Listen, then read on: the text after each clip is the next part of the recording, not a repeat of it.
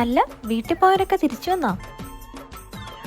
ഇതാരും തുണിയൊക്കെ എൻ്റെ ബെഡിൽ വിരിച്ചിട്ടിരിക്കുന്നത്. ഓ, അത് ഞാനാ. ഇന്നലെ രാത്രി അലക്കിയതാ. പുറത്തു വെള്ള മടി കാരണം ഞാൻ തന്നെ നിന്റെ ബെഡിലേക്ക് ഇട്ടു. എന്തായാലും നീ ഇവിടെ ഇല്ലല്ലോ.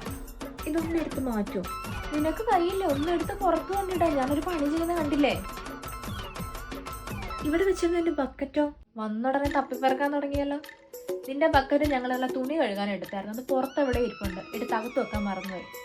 നിങ്ങളെൻ്റെ സാധനമൊക്കെ ഉപയോഗിച്ച് എനിക്ക് പ്രശ്നമില്ല, പക്ഷെ അത് എടുത്തെടുത്തന്നെ തിരിച്ചു വെച്ചൂടെ നിങ്ങൾക്ക്? ഹലോ, വലിയ ഔദാര്യം ഒന്നും കാണിക്കല്ലേ. ഗതികേടുകൊണ്ട് എടുത്ത് പോയതാ. അതെ, ഇനി വീട്ടിൽ പോകുന്നതിന് മുമ്പ് തറയെല്ലാം ക്ലീൻ ചെയ്തിട്ട് വേണം. ഫ്ലോർ മൊത്തം നിന്റെ തലമുടിയായിരുന്നു. ഇരട്ടി പാടാം ഞങ്ങൾക്ക് നീയൊക്കെ വീട്ടിൽ പോകുമ്പോഴത്തേക്കും.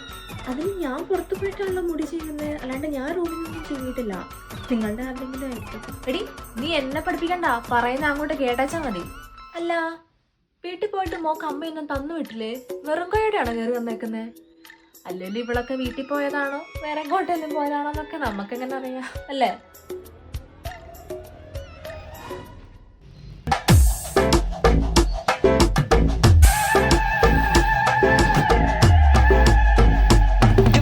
അഞ്ജലി,